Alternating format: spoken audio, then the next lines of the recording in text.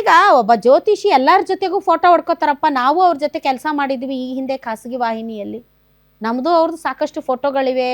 ಒಬ್ರಿಗೊಬ್ರು ಹಲವಾರು ಕಾರ್ಯಕ್ರಮಗಳಲ್ಲಿ ನಾವು ಒಬ್ರಿಗೊಬ್ರು ಕೂತು ಡಿಬೇಟ್ಗಳನ್ನ ಮಾಡಿದ್ದೀವಿ. ಅಂದ ಮಾತ್ರಕ್ಕೆ ಕಮಲಾಕರ್ ಭಟ್ನ ಕೊಲೆ ಮಾಡಿ ಅಂತ ಯಾರಾದರೂ ಹೇಳ್ತಾರ? ಫೋಟೋ ಹೊಡ್ಸ್ಕೊಂಡ ಮಾತ್ರಕ್ಕೆ ಕಮಲಾಕರ್ ಭಟ್ ಮಾಡಿದಂಥ ನೀಚ ಕೆಲಸಕ್ಕೆ ಇವರೆಲ್ಲ ಸಾಥಾಗ್ತಾರ? ಇದೆಂತ ಟ್ವಿಸ್ಟೋ ಏನು ಕತೆನೋ. ಹರಿಪ್ರಸಾದ್ ಸುರೇಶ್ ಕುಮಾರ್ ನಡುವೆ ಟಾಕ್ ವಾರ್ ಆಗಿದೆ ಈ ವಿಚಾರಕ್ಕೆ. ಕಮಲಾಕರ್ ಭಟ್ ಕೇಸ್ನಲ್ಲಿದೆಯಂತೆ. ಬಿಜೆಪಿಗರ ಪಾತ್ರ ಹೆಂಗ್ರಿ ಇರುತ್ತೆ? ಬಿಜೆಪಿಗರು ಹೇಳ್ತಾರ ನೀನು ಹೋಗ್ಬಿಟ್ಟು ಅನೈತಿಕ ಸಂಬಂಧ ಇಟ್ಕೋ, ಯಾರಿಗಾದ್ರೂ ಚೂರಿ ಹಾಕು, ಸಾಯಿಸು ಅಂತ. ಸುಮ್ಮನೆ ಬಾಯಿಗೆ ಬಂದಂಗೆ ಬಿಡೋದೆ, ಬೇರೆ ಕೆಲಸ ಇಲ್ಲ ಇವ್ರಿಗೆ. ಅಲ್ಲಿ ನೀವು ಅಧಿವೇಶನದಲ್ಲಿ ಕುತ್ಕೊಂಡು ರಾಜ್ಯದ ಸಮಸ್ಯೆಗಳ ಬಗ್ಗೆ ಮಾತಾಡಿ ಅಂತಂದ್ರೆ ಭಟ್ಟನ ವಿಚಾರ ಇಟ್ಕೊಂಡು ಅಪಚಾರದ ಮಾತುಗಳು ಮಾತಾಡ್ತಾರೆ. ಏನೇನೋ ಆರೋಪ ಪ್ರತ್ಯಾರೋಪ ಬನ್ನಿ ನೋಡೋಣ.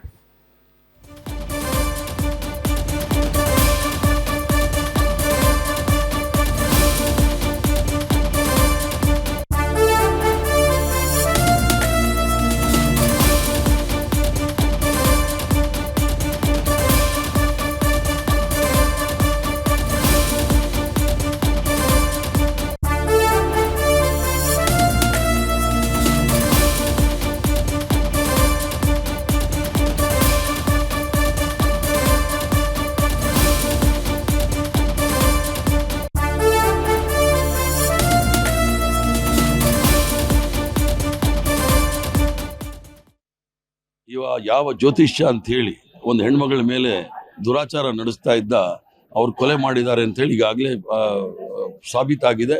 ಅದು ಕೋರ್ಟಲ್ಲಿ ಮುಂದೆ ಹೋಗುತ್ತೆ. ಈಗಾಗಲೇ ಅವ್ರನ್ನ ಅರೆಸ್ಟ್ ಮಾಡಿದ್ದಾರೆ.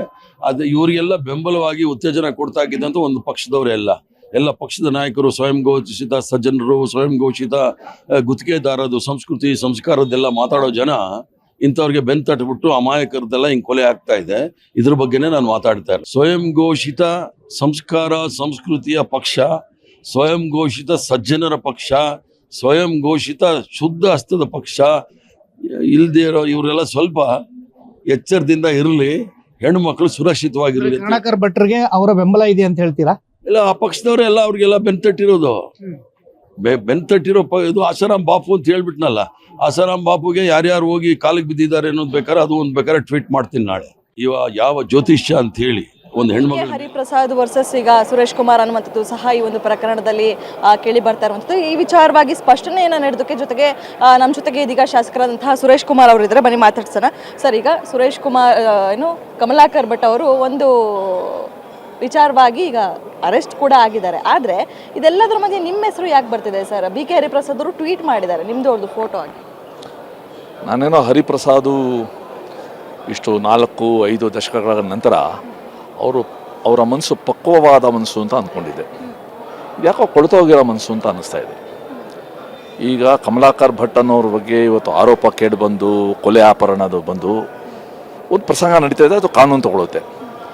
ಅವ್ರ ಜೊತೆ ಒಂದು ಫೋಟೋ ನಾನು ತೊಗೊಂಡೆ, ಅದು ಯಾವಾಗ 2019ರಲ್ಲಿ ಅನ್ನೋದನ್ನ ಇಟ್ಕೊಂಡು ಇವತ್ತು ನಂದು ಮತ್ತು ಆ ಪ್ರಕರಣಕ್ಕೆ ಥಳಕಾಗ್ತಾ ಇದ್ದಾರಲ್ಲ, ನಾನು ಮೂಢನಂಬಿಕೆಯ ಪ್ರತಿಪಾದಕ ಅಂತ ಹಾಕ್ತಾ ಇದ್ದಾರಲ್ಲ, ಇದಕ್ಕೆ ನನಗೆ ಕನಿಕರ ಬರೆಸುತ್ತೆ.